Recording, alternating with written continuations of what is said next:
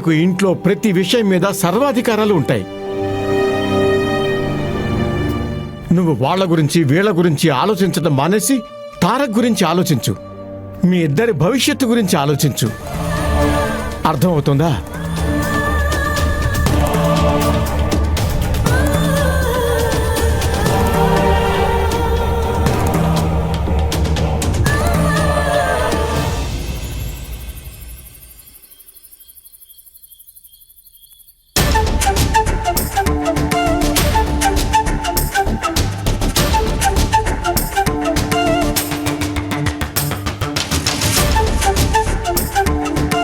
మీరు అనుకుంటున్నట్టు ఆ రిసార్ట్లో మా శోభనం జరగలేదు.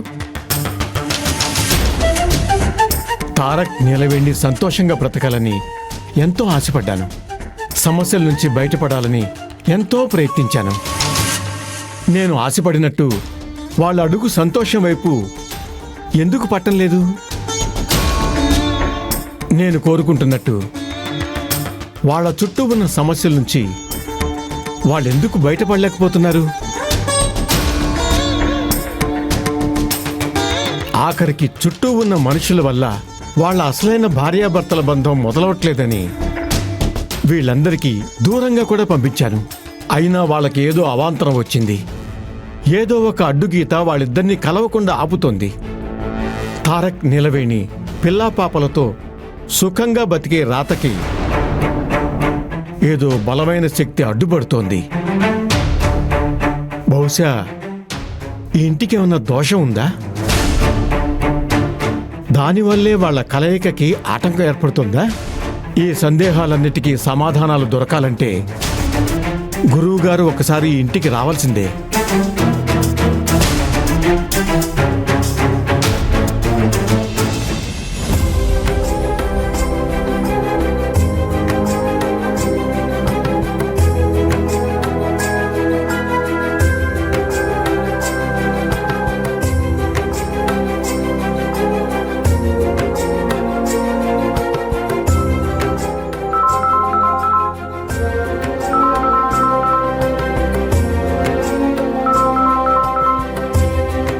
హలో.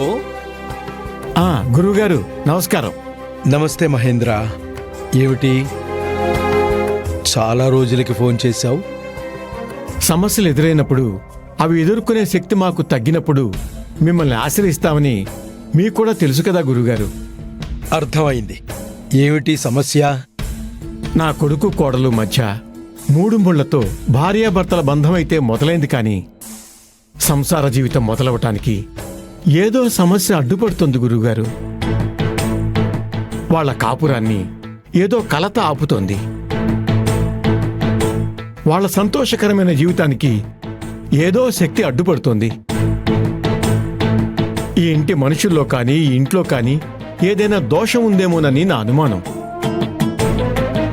నా అనుమానం తీరాలంటే మా ఇంటి వాకిట్లో మీ పాదం ఒకసారి మోపాలి. రేపొకసారి మా ఇంటికి రాగలుగుతారా గురువుగారు?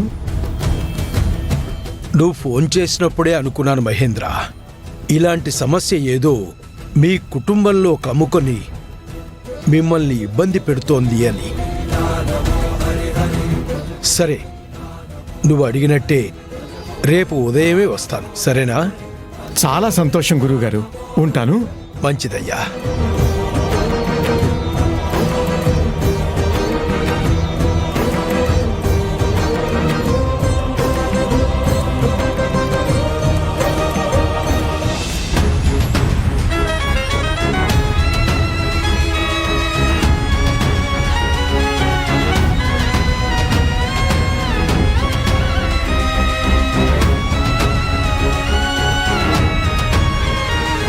తారక్ సార్, ఏంటిది చూపులతోనే గుచ్చేస్తున్నారు?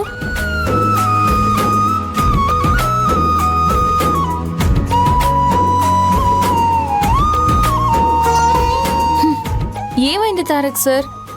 నా మీద కోపమా?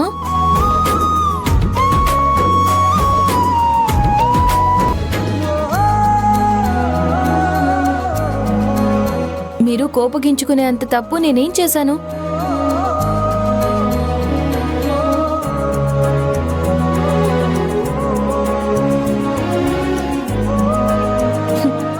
చేసిన తప్పేంటో చెప్పకపోతే నాకెలా తెలుస్తుంది?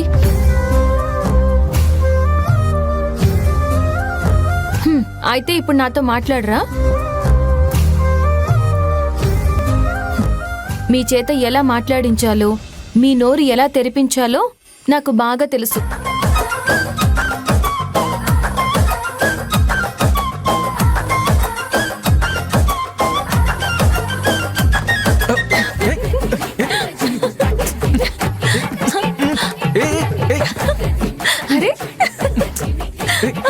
అరే తారక్ సార్, అదిగో నవ్వేస్తున్నారు. నాకు తెలుసు, నేను చూస్తున్నాను. నవ్వేస్తున్నారు కదూ?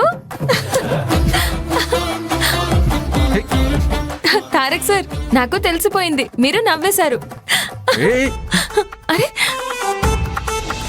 ఏంటి నువ్వు కితకితలు పెడితే నేను కరిగిపోతాననుకుంటున్నావా? మీరు కరిగిపోయారు, కానీ కాదన్నట్టు నటిస్తున్నారు. నాకు ఆ విషయం తెలీదు అనుకుంటున్నారా? చూసారా ఎలా కనిపెట్టేశానో? అబ్బో, పెద్ద సిఐడి ఆఫీసర్ వచ్చింది. మరి ఈవిడి గారికి అన్నీ తెలిసిపోతాయి. అదంతా పక్కన పెట్టండి. ఇంతకీ మీ ముక్కు మీద కోపం ఎందుకొచ్చిందో అది చెప్పండి. ముక్కు మీద కోపం వచ్చినా మొట్టికాయ కొట్టి చెప్పినా నువ్వు మారవు కదా. నేనిప్పుడు అంత మార్చుకోవాల్సిన విషయం ఏముంది తారక్ సార్? ఏ విషయాలు దాచాలి, ఏ విషయాలు చెప్పాలని కూడా తెలీదా నీకు? ఏమో తారక్ సార్, మనసులో ఏదుంటే అది చెప్పేస్తాను. అది దాచుకోవడం అంటే చాలా కష్టంగా ఉంటుంది. అవునవును, నువ్వు మనసులో ఏది దాచుకోలేవు. ఆ దొంగ స్వేచ్ఛ విషయం మాత్రం మనసులో దాచుకుని నన్ను ముప్పు తిప్పలు పెట్టావు. అవునా కాదా? ఆ విషయంలో మాత్రం నన్ను క్షమించండి తారక్ సార్. అయినా ఆ విషయం కూడా మనసులో దాచుకోవడానికి ఎంత కష్టపడ్డానో తెలుసా? అవునవును, అవసరం లేని విషయాలు మాత్రం మనసులో భారంగా ఉన్నా దాచుకుని బాధపడతావు. అవసరమైన విషయాలు మాత్రం దాచమంటే దాచలేను, దోసకాయ కొయ్యలేను అంటూ ఏవేవో కబుర్లు చెప్తావు. అవన్నీ వదిలేయండి తారక్ సార్. ఇప్పుడేమైందని? నువ్వు నిజం బయట పెట్టడం వల్ల మా డాడీ ఎంత బాధపడ్డారో ఆలోచించావా? ఎప్పుడో బాధ పెట్టడం కన్నా ఇప్పుడే విషయం చెప్పేయడం మంచిది అనుకున్నాను తారక్ సార్. ఇక ఆ విషయం గురించి వదిలేరా? అంత సులువుగా వదిలేసే విషయం కాదది. ప్లీజ్ నిలవేని, నన్ను కాసేపు ఒంటరిగా వదిలే.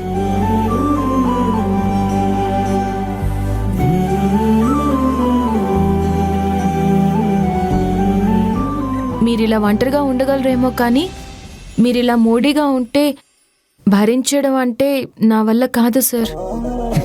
నా వల్ల అవుతుందా మరి? కదా సార్, అందుకే ఈ మూడ్లో నుండి హ్యాపీ మూడ్లోకి వెళ్ళిపోదాం. కిందకి రండి.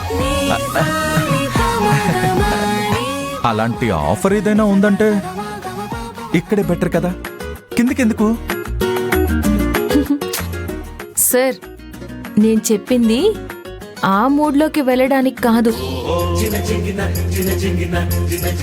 మరి మీరు ముందు కిందకి రండి, ఒక సర్ప్రైజ్ ఉంది.